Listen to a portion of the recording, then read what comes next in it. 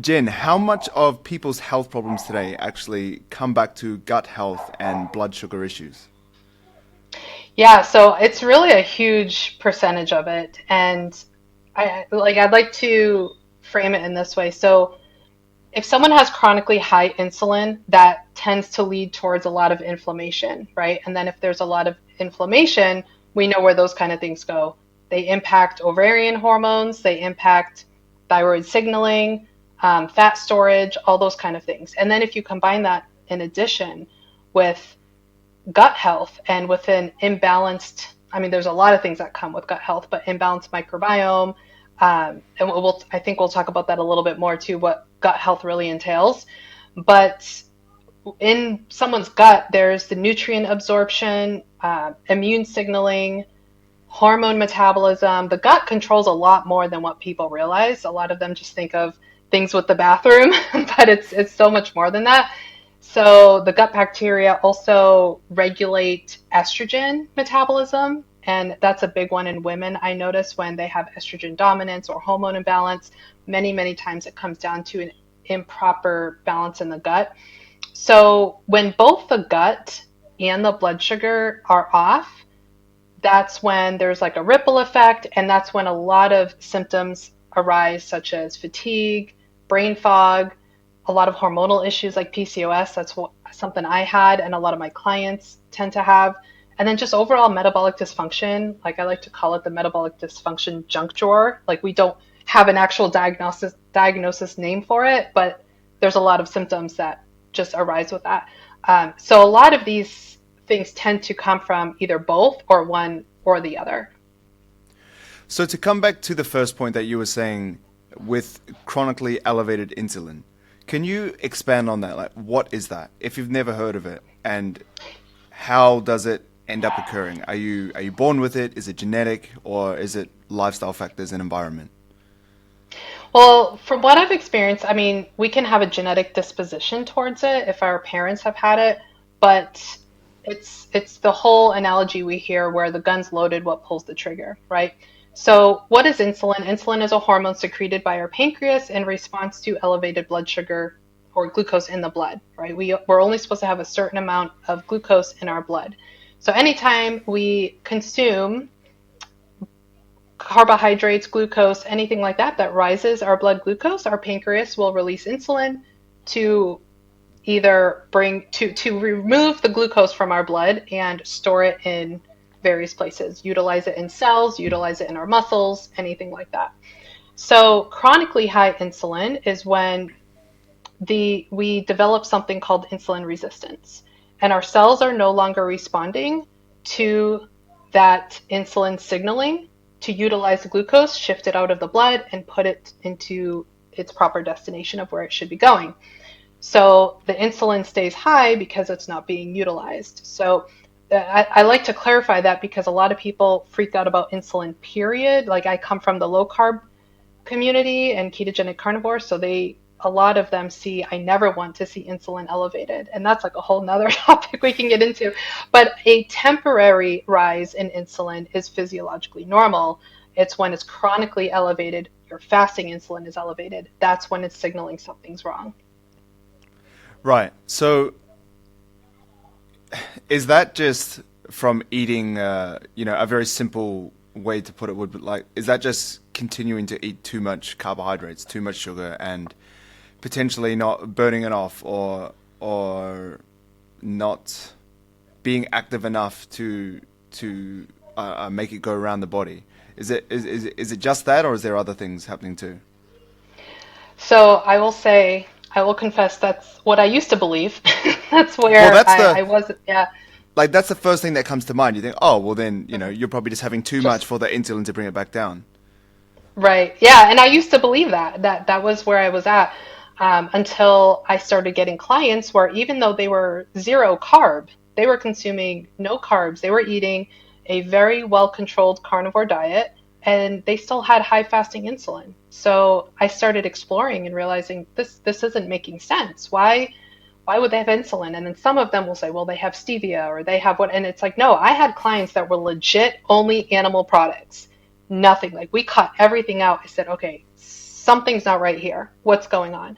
So I started looking into this more last year, early last year, and just really digging down. And so to answer your question, no, it's not just that people are over consuming carbohydrates. And I've experimented that myself. I stopped carnivore ketogenic and I eat approximately 200 grams of carbs a day. I'm not an avid athlete. I go to the gym a few times a week and my fasting insulin is a 4. And so it's definitely not that. But I look at it either it's a gut issue or yes, you're not moving around. If you're eating 200, 300, 500 grams of carbs a day and you're just sitting on your butt all day, yeah, that's going to be a problem. But the biggest thing is the inflammation.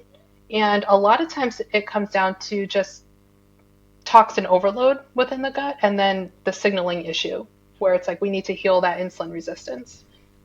So if you're helping someone with this, and let's say they have chronically elevated insulin, they're lifting weights 3 or 4 times a week, they're active, anywhere between 6 to 10,000 steps per day on average, they're getting sleep and all that kind of stuff. And you're saying so, and they're not eating too much sugar or too many calories. So all those boxes are ticked. Is that when you start heading down to the gut? Okay, this is going to be another issue. What sort of checklist do you go through as someone has kind of ticked all the obvious boxes of just being a healthy, regular person, trying to improve their fitness? Where do you start to look now? You mentioned toxin overloads or toxic overload and gut health. But once again, gut health is just, it's just become this term where you're like, oh, I'm working on my gut health. And it's like, well, what the hell does that even mean? Are you eating sauerkraut? Yeah, So, no, yeah, it's true. so where do you start to look? Yeah, so if they've checked the boxes and they are sleeping properly, they're getting quality sleep, not just quantity. They feel rested when they wake up. They're, hitting their protein goals, proper balance of macronutrients of both fats and carbs. If they are working out, getting their steps in, they're not a sedentary athlete. They don't go to the gym and then sit on their butt all day, right? They're still moving throughout the day. It's interesting. I don't think I've had a client like that, but if I did, my next step would be either to also check on circadian health. Are they going outside? Are they getting proper sunlight? Because that signaling also helps with insulin resistance, insulin sensitivity, leptin sensitivity, and all those things. So if all of those things were checked off, that's when I would say, yeah, let's look at your gut. Let's see what your microbiome balance is. Is there a dysbiosis happening? Are you getting proper digestion? So micronutrients, I think, is something a lot of people don't pay attention to as well. You can be hitting your carbs, you can be hitting your fat, your protein, but if you're not getting proper B vitamins, proper vitamin D from the sun, from your foods, minerals, all those kind of things, then there's still an imbalance going on. So I would look at the micronutrients first before the gut test, and then unless they have obvious symptoms. Now, what are some of those symptoms that, you make a good point. Gut health is just this like term now, like, oh, I take a probiotic, I'm working on my gut health. So there's digestive and there's non-digestive clues. The digestive clues are ones that are obvious: bloating, heartburn, gas, irregular bowel movements, just feeling full too quickly, or just never being able to feel full enough. The other ones too, so a lot of people, if I say like, let's check your gut, and they'll say, I don't have any of those symptoms. Well, there's non-digestive symptoms as well.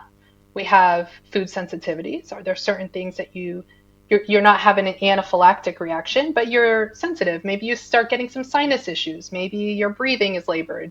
Maybe your heart rate increases, depending on whatever food you're eating.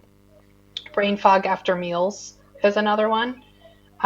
Basically, any symptoms between 30 minutes to 4 hours after a meal can signal some kind of, food sensitivity, some kind of gut imbalance going on.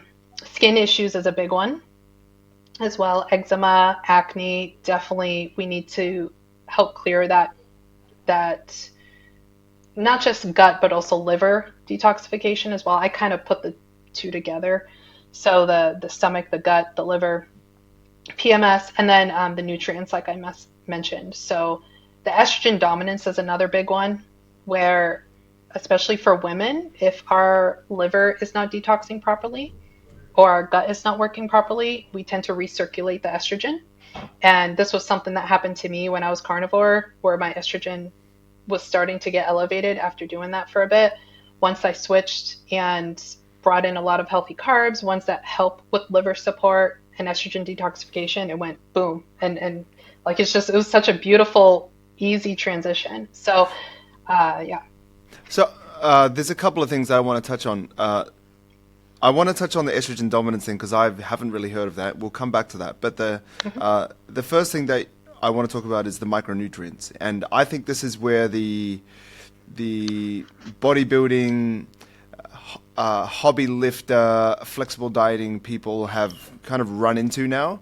And this is myself too, because I used to be very, so originally it was if it fits your macros. Let's just eat whatever we want. Let's have donuts, let's have ice cream, let's have cake. As long as we hit our protein and we hit our, whatever carbs and fats that we want to, happy days, we're all good.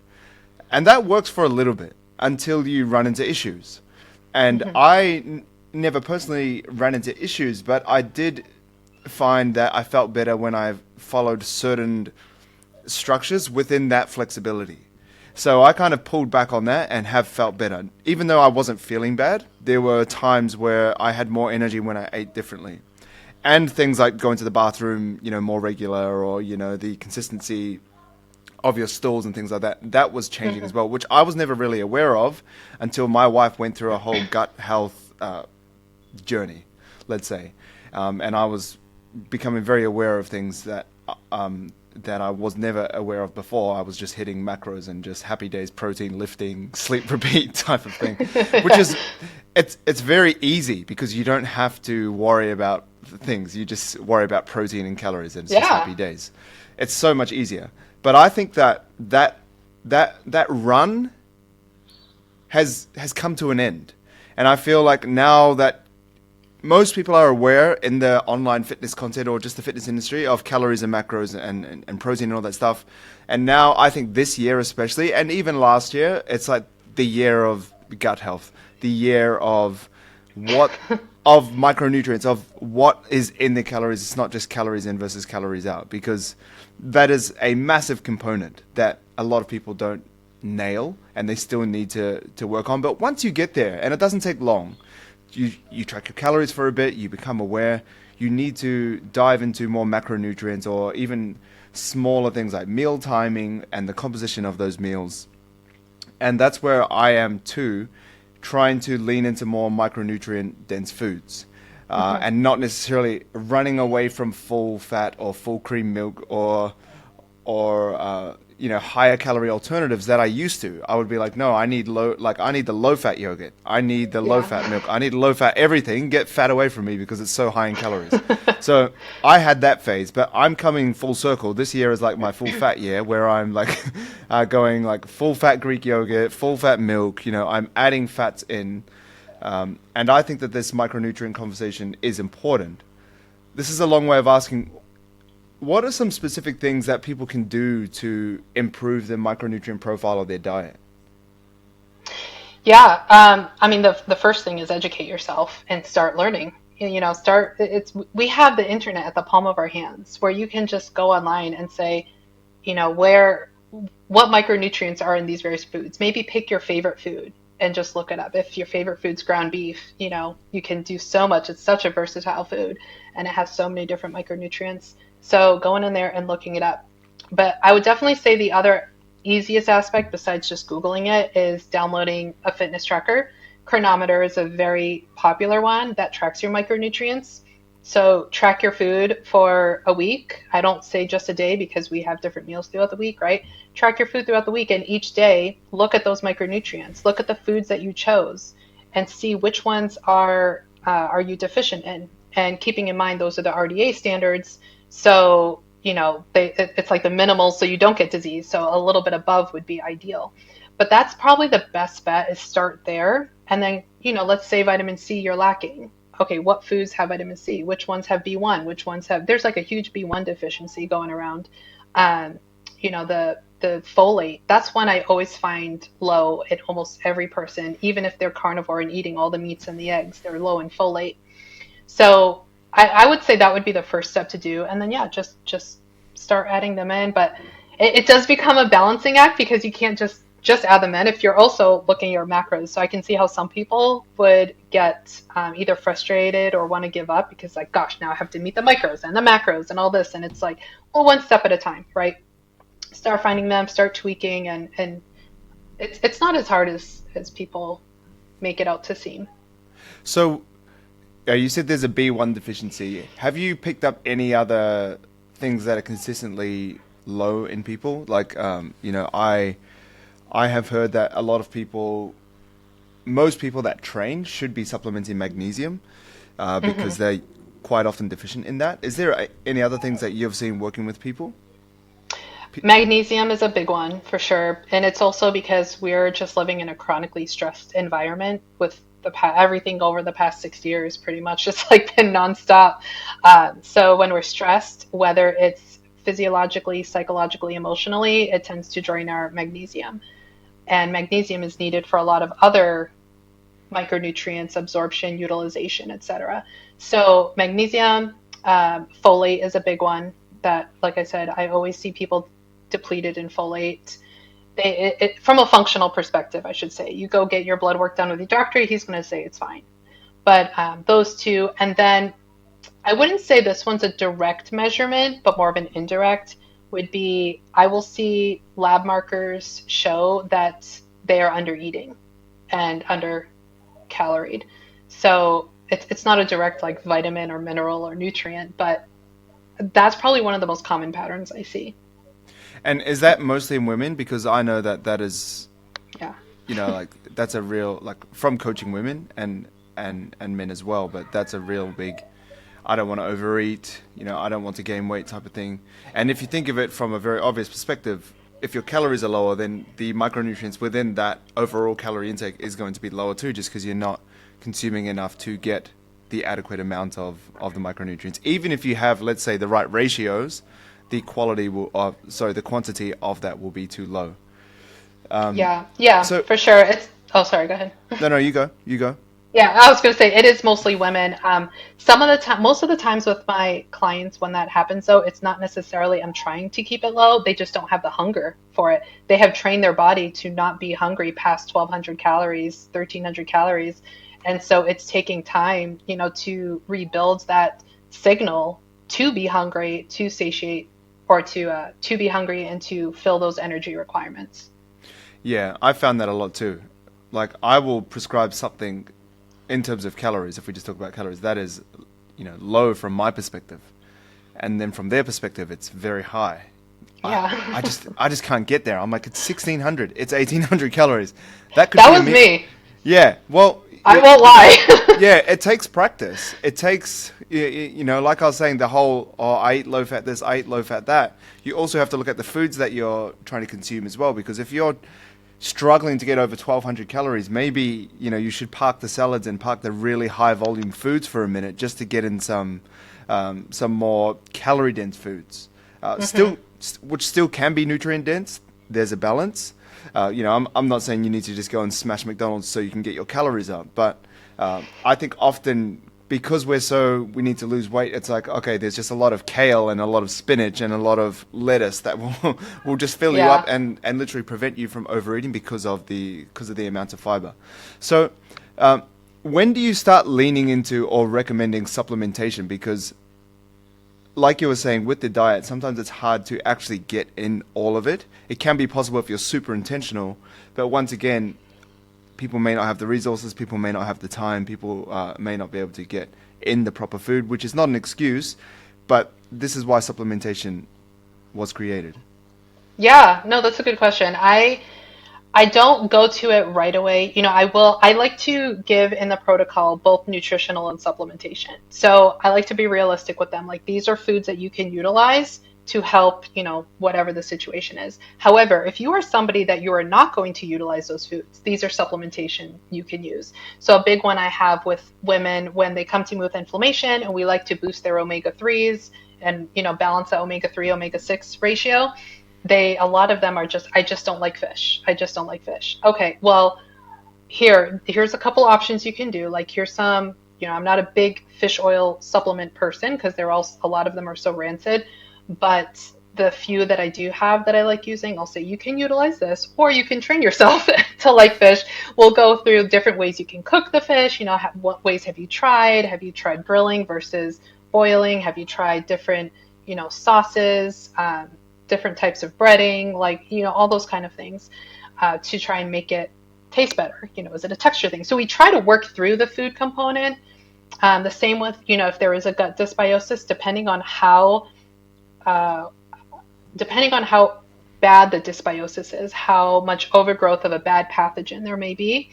If it's just minor, I like to lean in towards spices. You can use ginger, you can use cinnamon, oregano, clove, all kinds depending on what it is.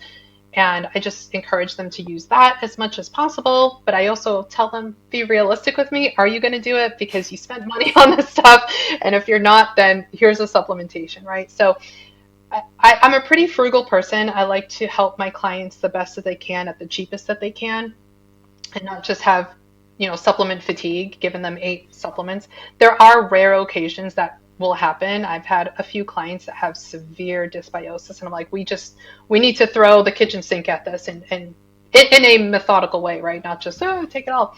But it'll be things like that. There are some clients that come to me, they just want to take things, and I'm like, I want to take berberine. I want to take it's like, well, so then I have to work through that with them too. They just want supplements, I feel like, have become the new prescription medication where there's a pill for every symptom, right? So I like to be careful with that people aren't switching away from the conventional pill for everything to the supplement pill for everything. So food first, supplements next. Well, food and lifestyle, and then supplements next. But I don't, there's a few occasional ones that I feel like you can do long term. I try not to do them all long term. Magnesium, I feel like, is a long term one. Creatine is definitely one I feel like anyone can benefit from. And depending on the age, maybe a multivitamin. But I think those are like the only ones that would be long term. So in summary, I like to use them short term. Yeah, no, I agree with that approach too, and I definitely feel the same way. Even with things like gym supplementation, which is, like basically just creatine, and there are other things, but I keep it very minimal because most people, if they're asking me, oh, what are their, best natural testosterone boosting supplements, I know that their head's already in the wrong place. They're already, overlooking the things that they think they've mastered, which they definitely haven't. They'll be reaching for the ashwagandha when they aren't even sleeping a minimum of 7 hours of sleep. And that is unfortunately a result of a lot of social media, quick fix, scammy supplement type of environment that we inhabit. And then we are kind of like the weirdos that are like, just be consistent, just get 7 hours, like just sleep. And it's like, why do we feel like the crazy ones where there are people trying to throw stuff at you? It's very frustrating. You feel like you're fighting the good fight, and then people are like, yeah, anyway. No, I totally get that. It's the ones who speak with authority, they get all the clicks, they get all the likes, and then the ones who are just, they stand out. They're not just the simple, because I think the things that you and I and people like us tend to preach, the people who are watching us looking for help, they think this is what they've already tried.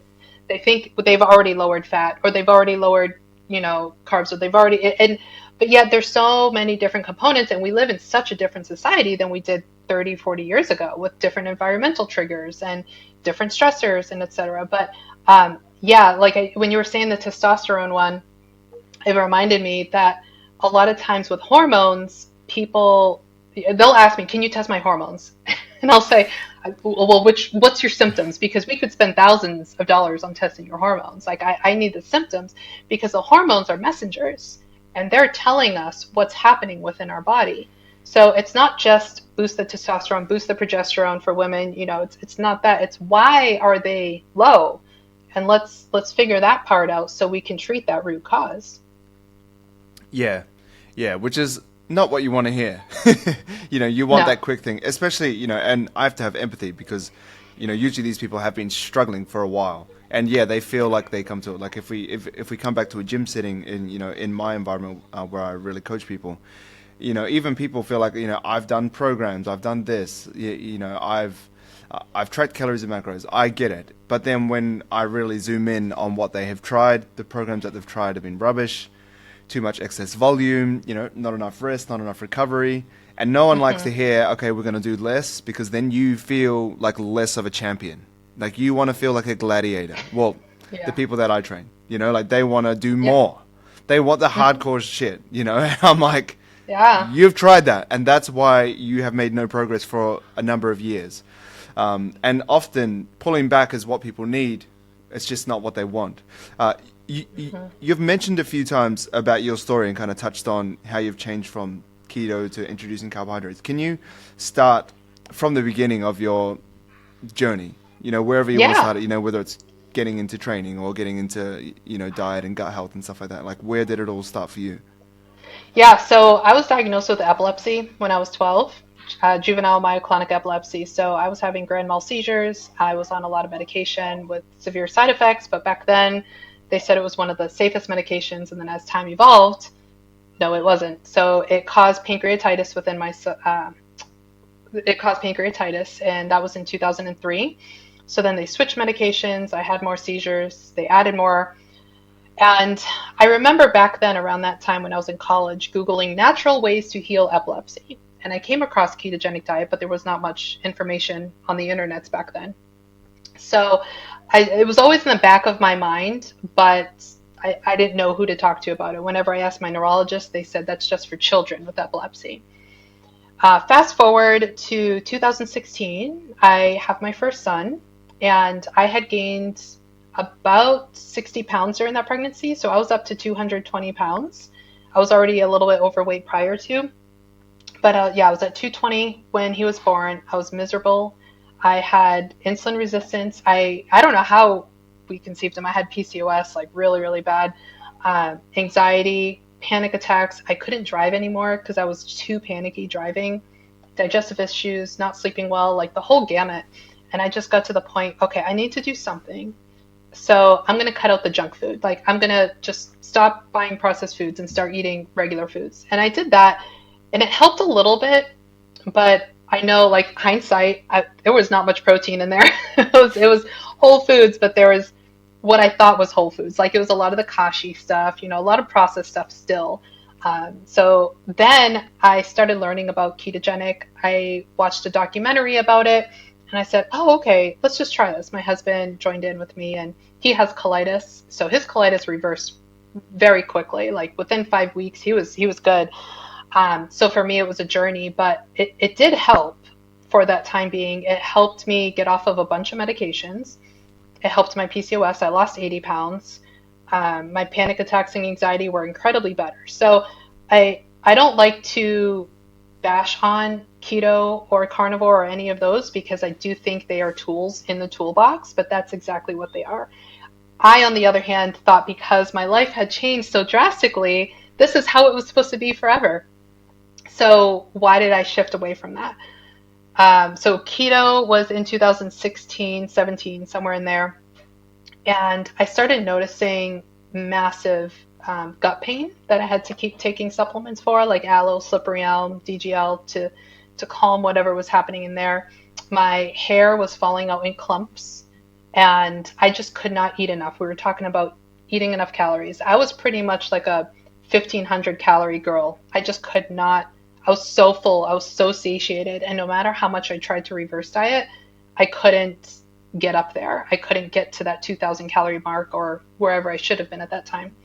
So, so then I would say 2 to 3 years ago, I was working with a coach who had me reintroduce carbohydrates strategically, but I didn't follow his plan properly, I'll admit. There were parts that I was like, it's hard coming from keto to bring the fat down. It really is. It's so strange. But my thyroid did drastically improve. Like my free T3 was down to 1.9 on carnivore, and it's supposed to be like 3 to 5. So, well, at least the metrics we use here in the US. So it started improving, but I was too scared and I jumped ship until last year. and I was like, all right, I'm done with this. I'm tired of gaining weight because my weight was coming back up. My A1C was creeping back up. My thyroid was going down. My lipids weren't good. I was like, okay, it was working at first. Now I need to change. So that's when I brought in the whole food carbs. I started eating some more fruits, squash, pumpkin, all those kind of things. And since starting that in June last year, I've lost 4 pounds of body fat. I just did a DEXA scan to confirm that. So 4 pounds of body fat. My muscle mass has not gone up yet, but it stayed the same. So I call that a win. Um, and yeah, I like feeling better. I'm not losing clumps of hair. Like I thought the amount I was losing was normal. And I'm like, wow, my husband's happy the shower's cleaner. There's not as much hair Yeah. sitting on the wall, right? So the hair, the sleep, I thought I had good sleep, but it got even better. So there's been a lot of things, and I'm not going to say it was a smooth sail. There's definitely a lot of trial and error coming from 6 years, 7 years of high fat to swap that to bring, I don't like to say low fat. It's just that balance between the fat and the carbs that work for me. And yeah, it's been quite the journey. But learning that metabolic flexibility and working on gut health, I did have some gut issues once I tested. I was like, okay, I got to work on those things. I had a very high E. coli amount.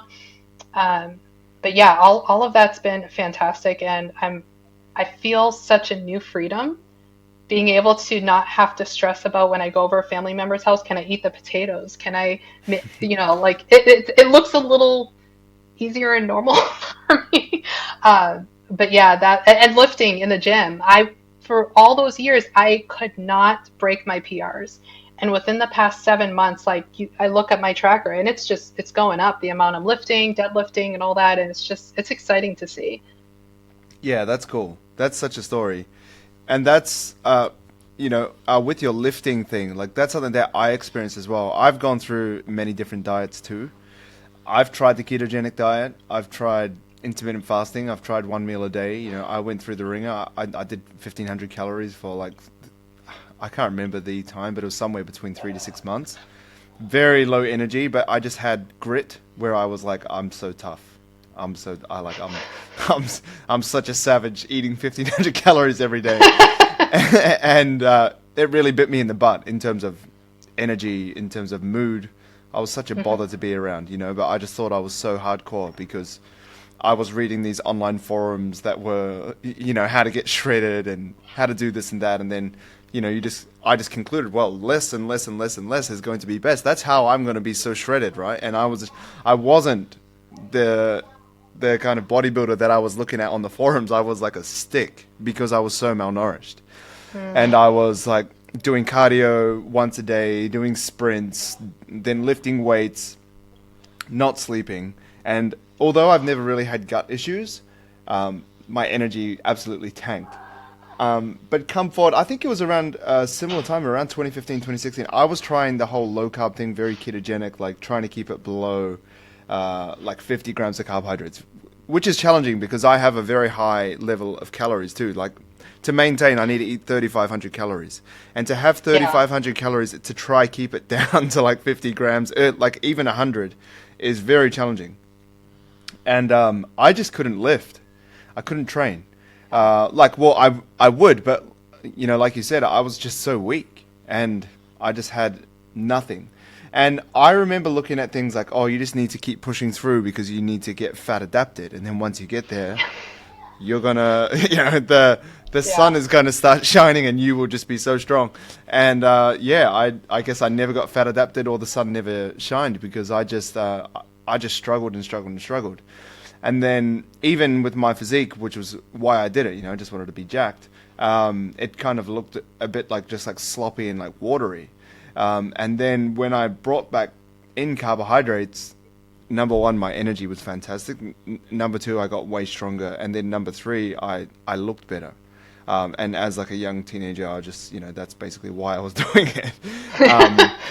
But carbohydrates, I've been a massive fan pretty much since the get-go, or like since 2016 onwards. Like I knew they were good, but I tried to, okay, let's go keto to try to get lean. Let's try, low carb, and then let's add an intermittent fasting too. So we've got two things going at the same time, bam, let's times two it. But I've been a big almost like high carbohydrate fan because that is how I operate best. I think it's because I have crazy physical activity levels. I average, at the moment, my Whoop saying I get 17,000 steps a day. I don't know how it happens, but it Wow. happens.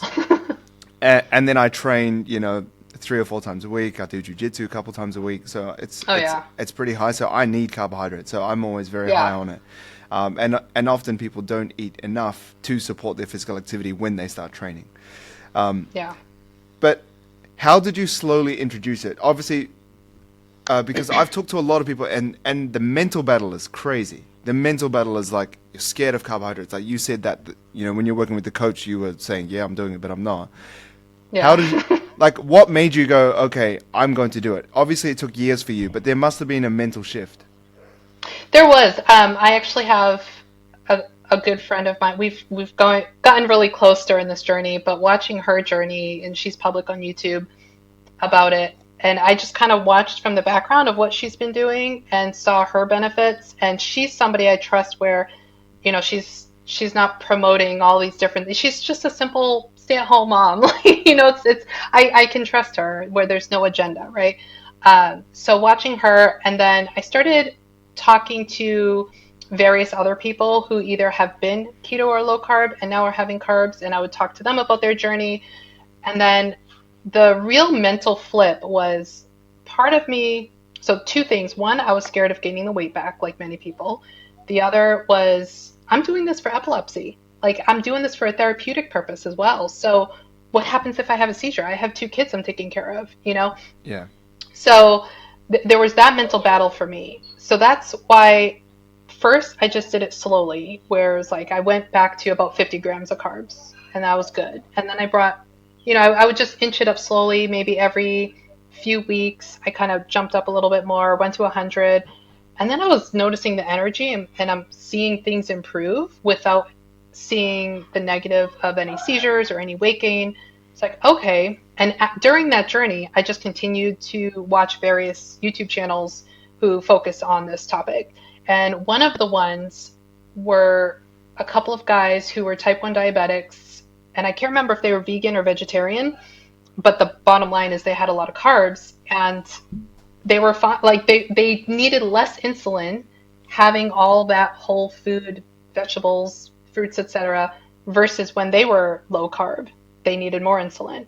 And that just blew my mind of this isn't making sense according to everything I've learned. I said, okay, I'm just going to test it out. I have my husband's support, and take things carefully. I bought exogenous ketones because I'm doing this for therapeutic purposes. I said, if I ever feel that funky feeling, I'll take the ketones. Like that was my backup. That was kind of my way of feeling comfortable to move forward.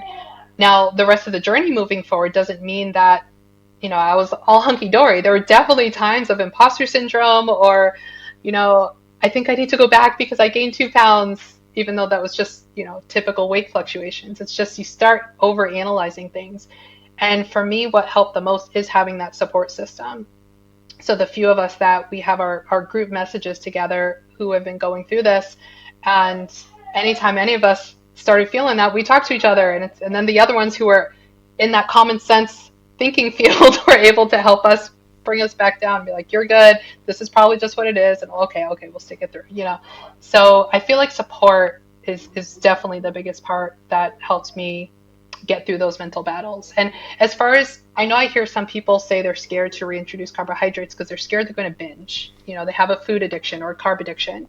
And I've never struggled with that, but people who are in my coaching groups or people I've talked to, what I have realized and through my own experience is I think they are confusing, and I shouldn't speak for everybody, but some people confuse the carb addiction or the food addiction with the fact their body is asking you, please, I need this immediate energy because of whatever stressors I'm under. And I'm not going to speak for all. I like to make that clear, but I think there are some people that is the case. And I have found that with some of my clients where, we work strategically with that. And then once they refill their glycogen or they give that signaling to their nervous system and everything, that everything is good, there's no stressors, they notice that binging tendency tends to go away. So, yeah. Yeah, you're no longer deprived of it, so you don't have that drive to I need to like make up for it or go beyond. I had that Right. a lot because in that ketogenic time where I was being very extreme, I was like carb avoidant. um, I would have binge episodes where I was like definitely not carb avoidant. I was like the opposite, where I would just go crazy. I would order pizzas. I would order burgers. I would eat things that I didn't even like just because. Like I was like rebelling against myself. It was so stupid, but it was because I had this like naughty carbohydrate, like don't do it. And then as soon as like I was like, all right, I'm just gonna go for it. Like I would eat so small, I would eat so clean, and then I just couldn't handle it. Like at the end of the day, I'd work from whatever 4:30 a.m. because I was a personal trainer, and I'd just like leave at 9 p.m. and I was absolutely tanked. I was training, I was getting so many steps. And I was having like boiled eggs, a protein shake, some nuts. I'd probably hit like 800 calories, 1,000 calories. And then I'd get home and just anything and everything. And I remember it hit me in the face once because I was trying to lose weight, right? Trying to be lean. And then one of my clients, he was just asking a genuine question. He was like, what are you doing? You're looking a lot bigger. And that was like the opposite of what I was trying to do. So like that kind of slapped me into reality. Like, what are you doing, bro? Like, obviously it's not working because I was gaining weight, yet trying to lose weight. Yet I was a personal trainer coaching people to lose weight. So it was like I felt like a fraud. It was also not working, and everything was kind of going wrong. So I can definitely relate to that kind of binge eating cycle because I was there. Yeah. And it wasn't just the carbs or anything. It was like it was a deprivation thing. And then when you actually say, okay, I can eat carbohydrates and I can eat foods and have, and like enjoy myself, that's when it actually stopped. For me, it wasn't like a one day it was better, one day it wasn't, but it was when I was like, stop this bullshit of just like trying to be clean and just like eat normal foods, eat regular foods, and don't punish yourself if not. And then it just went away. It was just like, okay. Yeah. And then I just kind of like, from that time on, I just never really binged.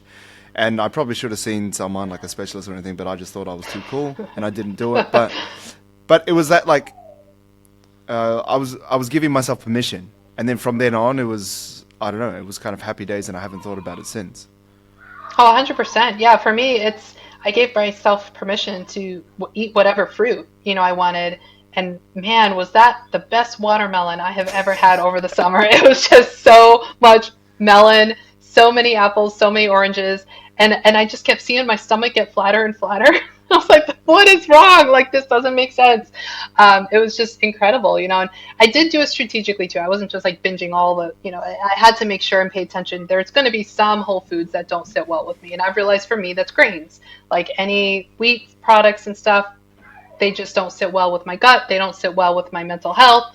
So yeah, and making that distinction in our mind, I think part of the problem in society is when they hear the term carb, they think of all the processed foods of the donuts, of the cookies and the chips, where that's a lot of those foods are primarily fat. Yeah. It's not even calorically, most of it is fat.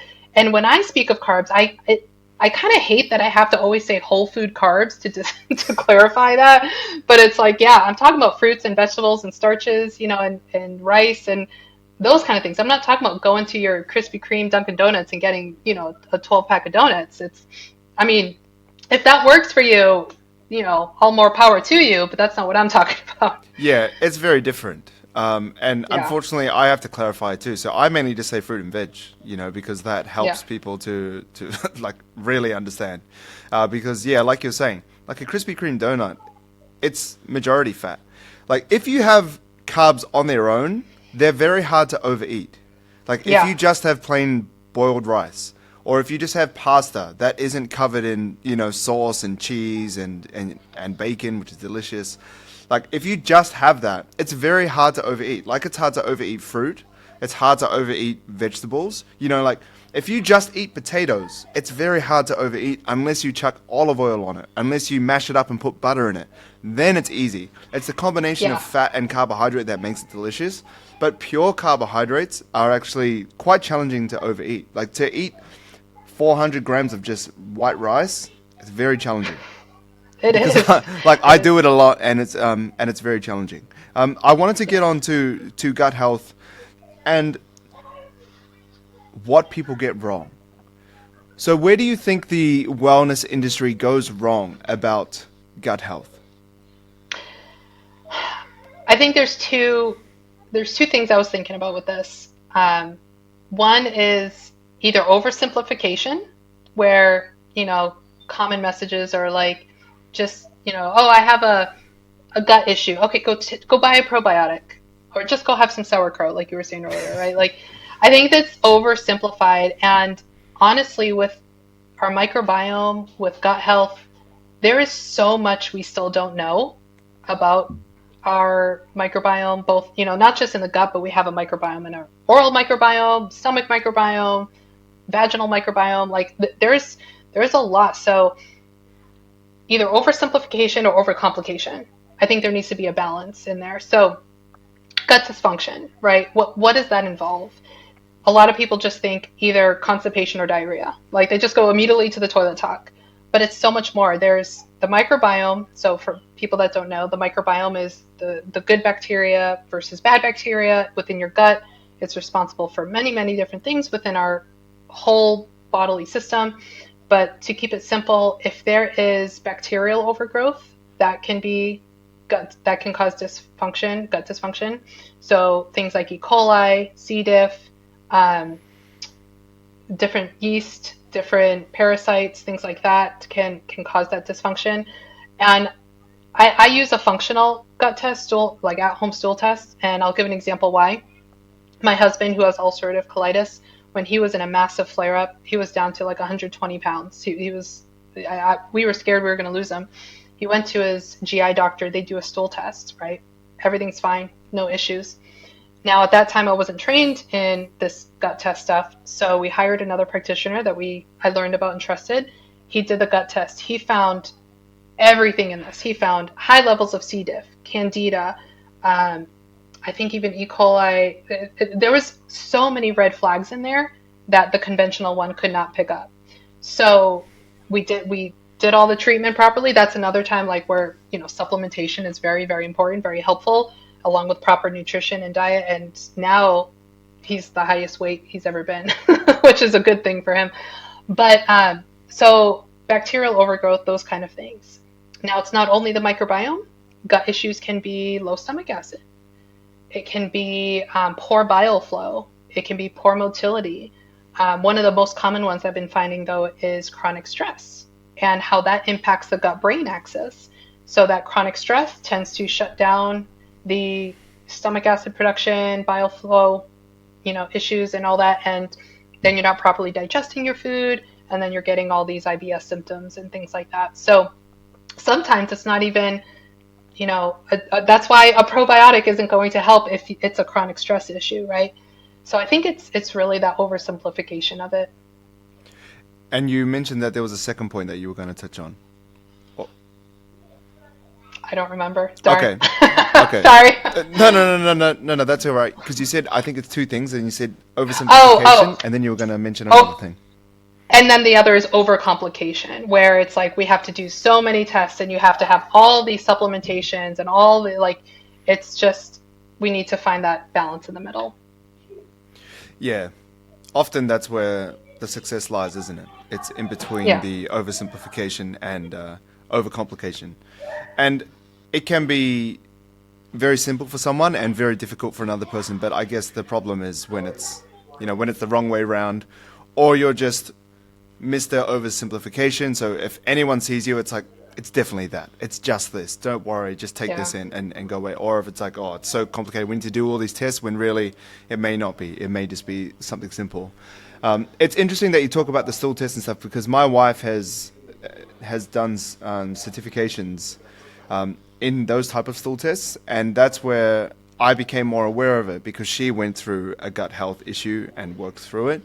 And then she kind of backhandedly has seen stuff in my life where she's like I used to have this massive smoothie in the morning because I have to get a high amount of calories in, and I think smoothies are so yum.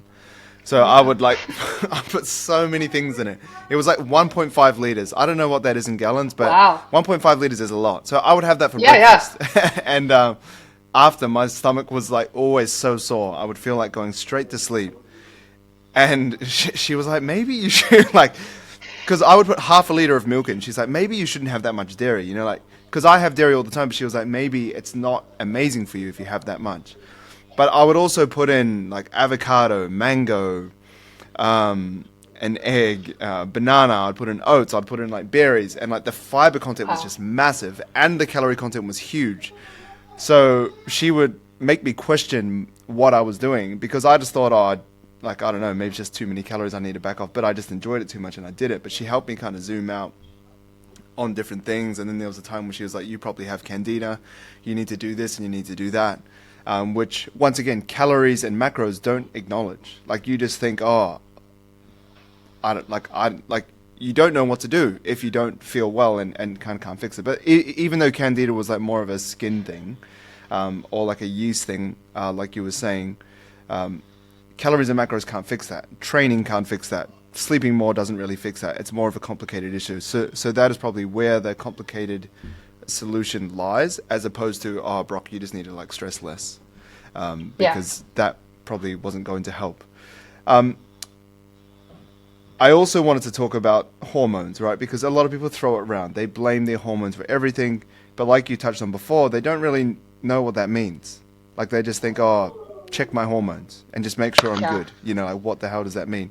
So when, and this may be a, you know, once again, a simple question, a oversimplified question, but when are hormones actually the problem? So when they're the problem, I would say, well, I primarily work with women, so I'm gonna kind of target the women audience For here. sure. Um, First of all, hormones, like I mentioned earlier, they are messengers. So they are communicating to us what the actual cause, like the root cause is. So when we look at them that way, like they are messengers, they are telling us what's happening. They're responding to things like blood sugar, stress. And whenever I use the word stress, I like to make sure people understand it's not just a mental stress, but it can be a physiological stress, such as being in ketosis is a stressor. It can be working out too much, like you were mentioning. Some people, that's just their adrenaline rush. You know, that's what they want to do all the time. They can't back off. So, blood sugar, stress, it's a response to inflammation, to nutrient status. We were talking about micronutrients, gut health, all those kind of things. That's what they're communicating to us. So, I think the easiest way to explain it too would be give an analogy. And a popular one I see with women is low progesterone. Okay, you have low progesterone. What is the reason? Let's look at that.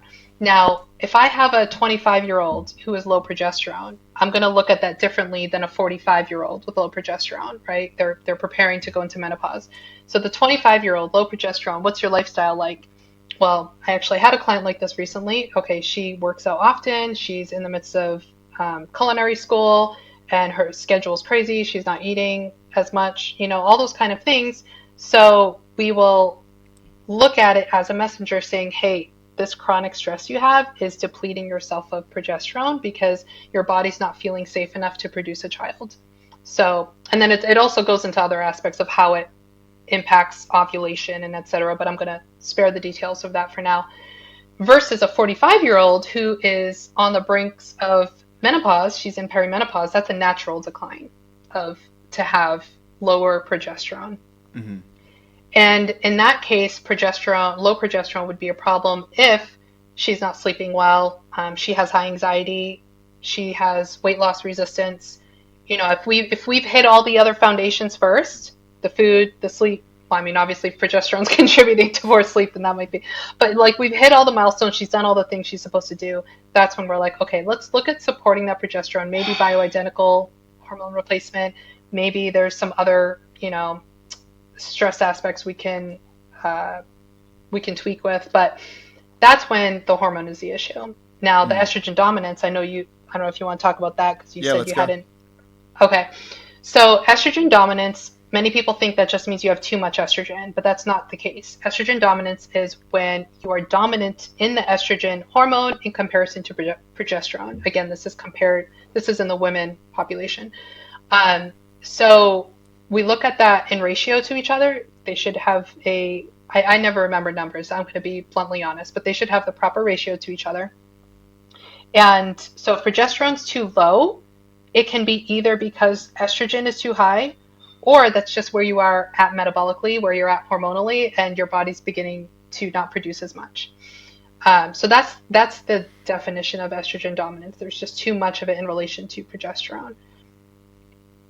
Okay, so right.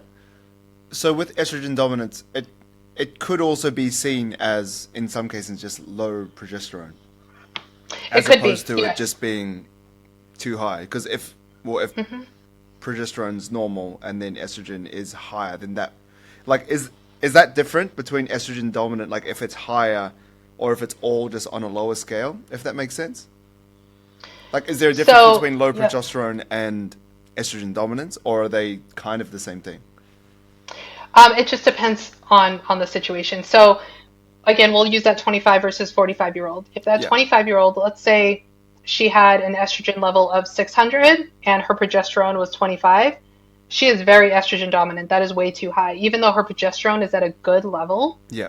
the estrogen's still too high. So that is an estrogen dominant. Hmm. Uh, Now versus the 45-year-old who might have an estrogen level, and these are all dependent on where they take it in their cycle. Our estrogen's constantly fluctuating day to day. Yeah. So let's say in her luteal phase, a week before her period, that's the time frame I'm talking about, that let's say the 45-year-old has an estrogen of 120, but her progesterone is down to 5. That's still estrogen dominant, but it's not because it's too much estrogen. It's because there's too little progesterone. Right. If we find a way to boost that progesterone up to support ovulation, because that's when I go, okay, let's look at your ovulation period. Let's see, is your estrogen rising high enough? Is your follicular stimulating hormone, FSH, is that rising enough? Like we look at the domino effect of the hormones to see why is there not enough progesterone? Are you even ovulating in the first place? If you're not ovulating, you're not going to produce progesterone, or you're not going to produce as much. You might produce some um, from the adrenals, but not from the way it should be. So it gets kind of complicated. It's like a whole nother talk. Yeah, for sure. I'm interested because I actually trained someone that has gone through this issue, and we were training together a couple of years ago, and she was getting these injuries, and like not serious injuries like broken legs or anything, but just like strains and random pain when we were doing exercise. And I'm coaching her, so her technique is flawless. But she's training fine, she's eating well, trying to get sleep. Everything was working right, and she was like, I can't continue training because every time I go to the gym it hurts. Even just walking was getting painful. Circle back to a year later, she comes back to work with me, feels 100 times better, and she had to get HRT, fixed everything, sleeping better, and she was doing everything she could naturally. And I don't know the specifics of the blood work or stool tests or anything like that. But all I know is that she feels like a completely different woman. She's more in the perimenopause space, right? As opposed to being Yeah. 25 and kind of being estrogen dominant. But she, like, now that she's brought that up, the injuries have gone away, sleeping is amazing. And as someone who doesn't primarily work with women, seeing that experience has opened my eyes to basically everything. Like Yeah. with the woman when she's training and just going through different stages of life, because it isn't the same person. You can't just treat them the same. Right. Like in terms of the different ages that they're progressing through. I have another question. What actually determines someone's metabolism? Because someone said to me the other day, oh, like my metabolism, like I'm getting old, that's why I'm not losing weight. And I had to quickly, realign their, because I've read the study, and correct me if I'm wrong, but they kind of followed people basically all the way from a child up until their 60s. And they concluded, well, I'm not sure if they followed them all the way up or they just analyzed people in different ages. But they basically concluded that the metabolism doesn't necessarily change until they're 60, but it's lifestyle factors that do change. So when people are in their 30s or 40s and go, oh, it's my metabolism, that's why I don't lose weight.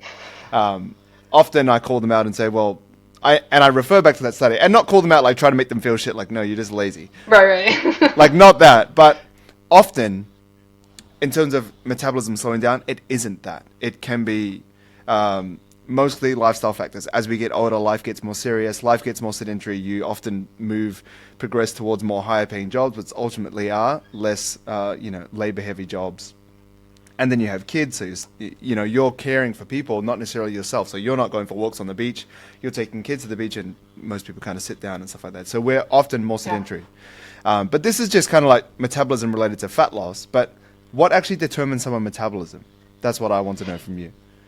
Yeah, I first of all, I agree with you 100%. And there's solid evidence of this when you see people in their 60s, I don't know if it's empty nest syndrome or what, but then they start working on their bodies. Like you've probably seen her on Instagram. I think it's Life with Joan. She's like an 80 something year old woman that just got jacked and All right, she I can haven't lift seen it. heavy. Okay. Yeah, oh, it's so awesome. Like her before and after pictures, just incredible. She started, I think, when she was in her 70s, Wow. and she was able to just build a beautiful body for an 80 something year old woman, and it's just incredible. So there's clearly evidence of this, that it's not just your age or metabolism.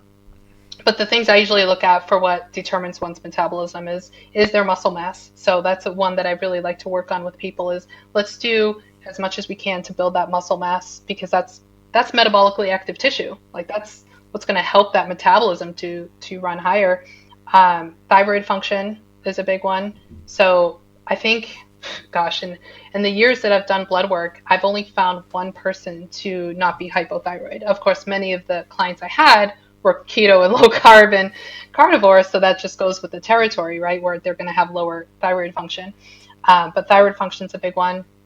Obviously, insulin sensitivity. We were talking about blood sugar balance, not being afraid of those blood sugar spikes, but you don't want chronically elevated, right? Like a spike in response to food is a normal, healthy, physiological response, right?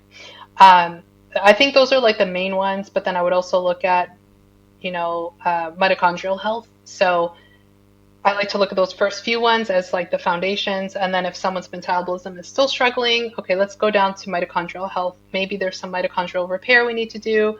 Um, that helps with ATP production, all those kind of things. And then obviously the energy intake, I would say that's a big piece of determining metabolism. Like, are you actually eating enough? Like, you might need to do a reverse diet and slowly increase it. Don't jump from 1,500 to 2,000 calories, but do that slow one. So, and then the obvious ones: the sleep, the movement. Getting your steps in, getting your workout in, all those kind of things for sure will help boost someone's metabolism.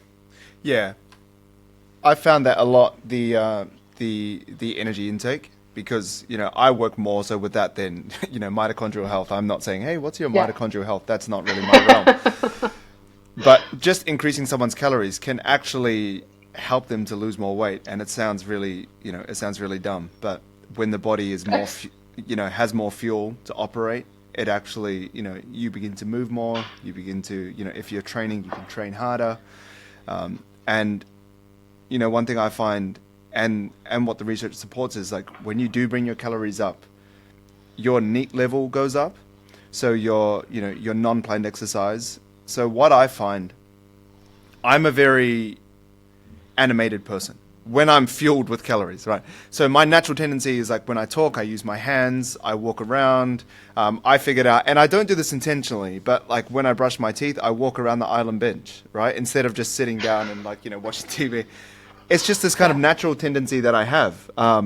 Yeah, it's, it could be called ants in your pants. It could be called anything. But I have this tendency to move. But when my calories are low, I don't do that. I'm like Yeah. minimal resistance. No, I'll I'm the just same. I'll sit on the ground and just kind of like, or sit on the couch and just brush my teeth, or if I'm talking, I'll just keep my hands down. If I'm training, I probably won't hit PRs and things like that. So when you do unlock that extra calorie level, often it can be encouraging to tell people this, because they can find, okay, like if you increase by something as small as 200 to 300 calories, that can be very significant for your body. It may only be an extra apple, an extra banana, and an orange, but what your body sees is, okay, I have enough energy to actually exert more energy. So often the extra calories that you eat are overwritten by the extra physical activity. So that's where the kind of like added fat loss comes in. That's what I found anyway. Oh yeah, 100%. I mean, that's what I found with my case. Like that's when I started adding more carbohydrates in, and I'm reaching, yeah, I decided to finally track because I didn't want to track at first and freak myself out. And when I tracked, I was like, wow, this is 2,200 calories.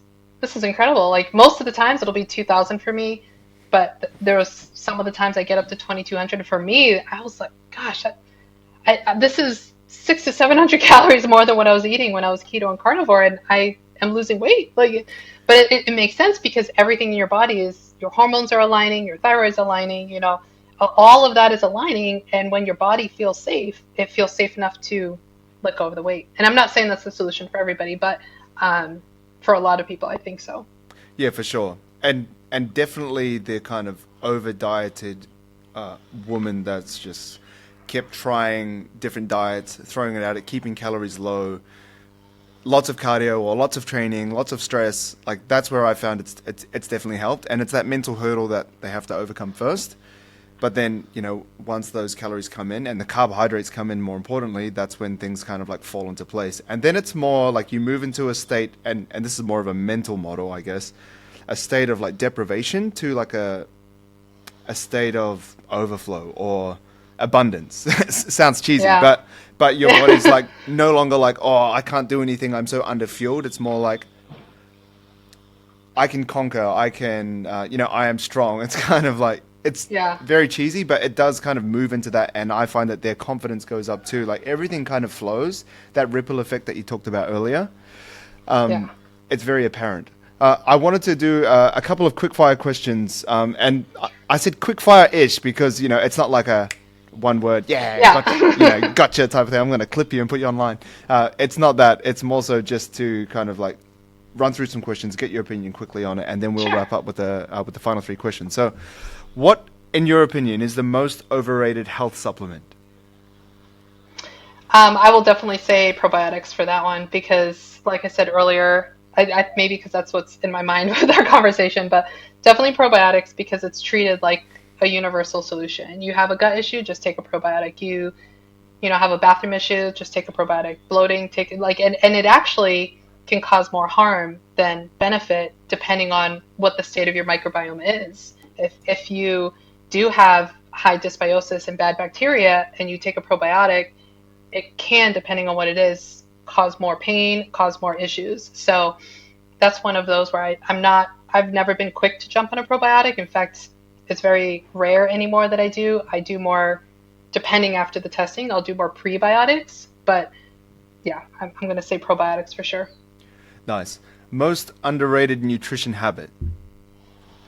So normally I would say eating enough protein at your meals, but I feel like protein is like really nailed into everybody and the drum has been beaten so hard.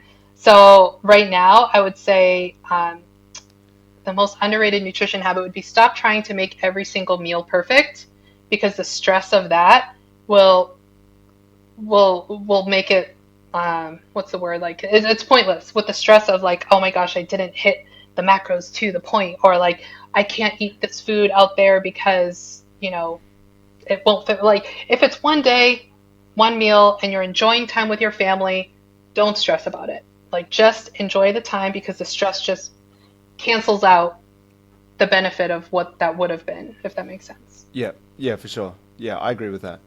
I probably wouldn't have 20 years ago, Yeah. or maybe not 20, like 15 years ago, because I was Yeah. so, if you throw me off, I was counting my almonds, I was doing everything under the sun. It was terrible, and I was a definite bother to be around. I remember I went to my girlfriend at the time. I went to her house. Her mum made me like dinner, and I was like picking things out of it in front of her.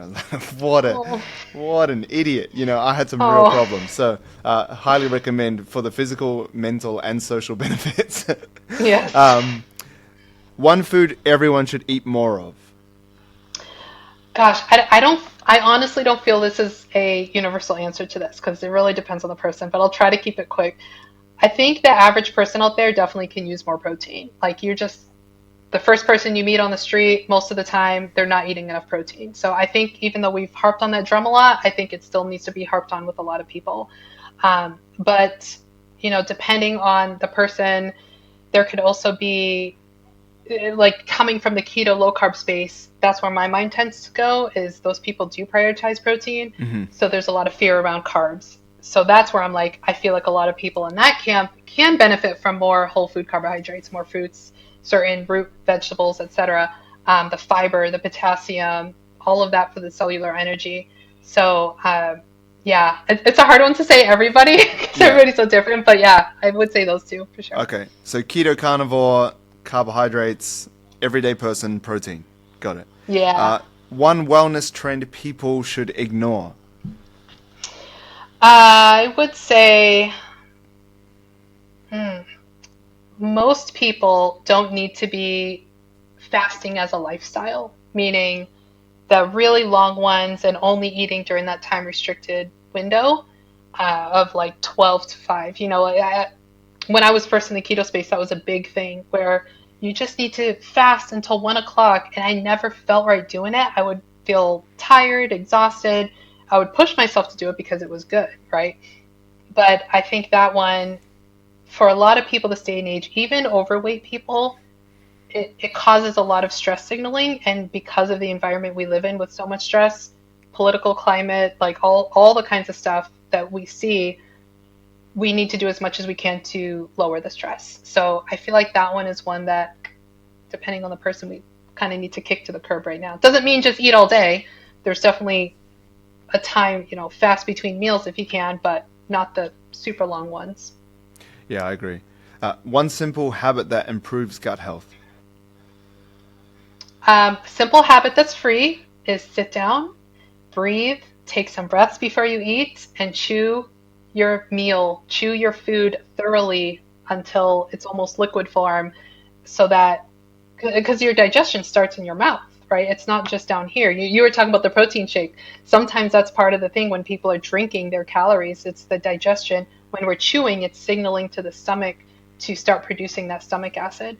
So just chewing your food, being mindful of it, be off of screens when you're eating. Those are all free things that can really improve gut health. Yeah, big fan of that one too. And I need to work on that because Oh, I do too. yeah, I unfortunately don't do any of those. It's a challenge. Yeah, I've tried. Like just being honest, like with work, I'll sit down and eat, and I'm like, emailing or watching something.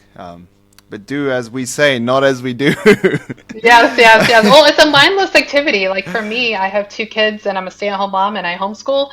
And so it's my escape. But I think that's, saying this out loud, I feel like I'm coaching myself now is finding some other way to escape besides that. Like actually enjoy that food, escape into the food that's in front of you, whatever it is, Yeah, like go outside in the sunshine and eat. I live in Arizona. It's beautiful weather. Like so yeah. I've been doing that more often, just listening to the birds and trying to get that dopamine hit through those kind of things. Yeah, it's so underrated. And when you actually pull back the level of stimulus that you have, that sort of stuff pops out even more, I found. Like even Yeah. with nutrition, when you kind of like dull down your taste buds from the like overly processed foods. Like I used to be a big, quick story. So like me and my wife met through the love of ice cream. We would go on dates to the ice cream store here in Sydney called Gelato Messina, and that was like our bonding time. Like when we were dating, we would send each other photos of the ice creams we were eating. Now we kind of hardly eat it Yeah. because for my wife, that also caused her gut issues that she sorted out later on. I didn't fall into that, but I think it's just literally because I was so active, I needed to get calories in. I was like, at one point, my maintenance was 4,000. I was just a bottomless pit. I was losing weight eating junk food all the time, Wow. which was fun at the time, but you're not always that active. But we kind of stopped doing that, and now when we eat fruit, and this sounds really lame and like we're getting old, we're like, it's sweet enough. And when we have Yeah. the ice cream and the other stuff, sometimes I'm like, man, this is too much. And it sounds like I'm acting or just being like this lame personal trainer No. that just eats like broccoli, and chicken with salt and pepper.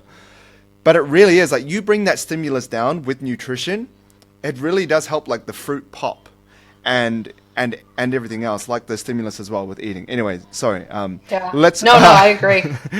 let's wrap up. So a quote, a book, and a habit that has made you better. Okay. So the quote is whether you think you can or you think you can't, you are right. Love it.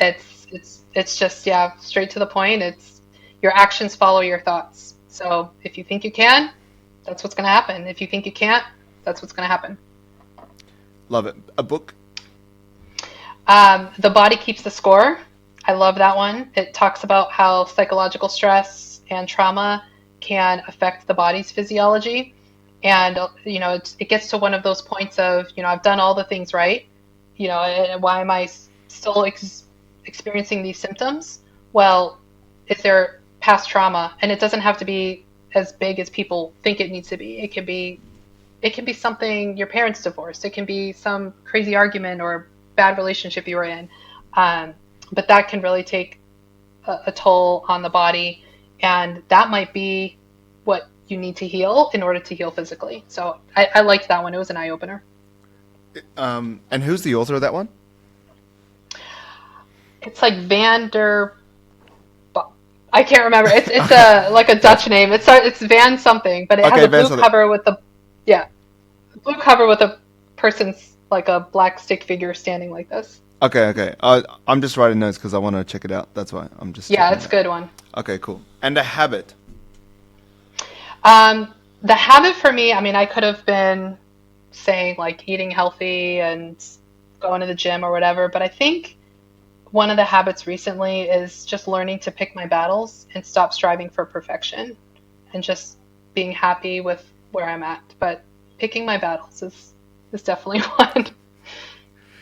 I've definitely learned that one, having 2 children. Yes, that's why I was thinking that. There are many battles, many daily battles. Yes. Yeah, love it. Well, Jen, thank you so much for coming on. Thanks for having me. So curious about this topic, and I think it's good to put some good information out there with gut health, with hormone health, because it's so everyone would just say, oh, it's your hormones, and then and that's about as far as it goes, or just it's your gut health, take a probiotic. So I really wanted to get your opinion on, I guess, the kind of social climate on these topics that are very serious. And I know this because my wife has gone through something. Like, it affects your life a lot, and it frankly pisses me off, just like it does with fitness misinformation. Like, this is still fitness information, but I kind of put it more in like the wellness camp-ish, because it's so, there are, so-called authorities that, or just influencers in general that just talk about it just like, it's just this, it's just that. But people are actually biting onto that information, and it's doing them a disservice, and it can exacerbate symptoms. It can make things worse. It can send people down a spiral. So it's really cool to talk about this stuff. So thank you very much for your time. I really appreciate it. It's been awesome having you on. Where can people find you? And where do you want to send people? Thanks for having me on. I love having these conversations. They're just always fun to hear other people's perspectives also. So to find me, I'm on Instagram, Jen with one N, Jen Winkler Wellness. Also on YouTube, same handle, Jen Winkler Wellness. And both of those are places I'm pretty active. I respond pretty well on my YouTube channel, as long as you actually are kind. But yeah, either those, or I have my website, jenwinkler.me, if you're looking to work with me, or I do have a community as well called the Metabolic Shift. And primarily a lot of people who are moving from keto carnivore, wanting to bring in more of a whole foods carb approach. I guide them in that community as well. Awesome, Jen. Thank you so much for coming on. I appreciate your time. Yeah, thank you.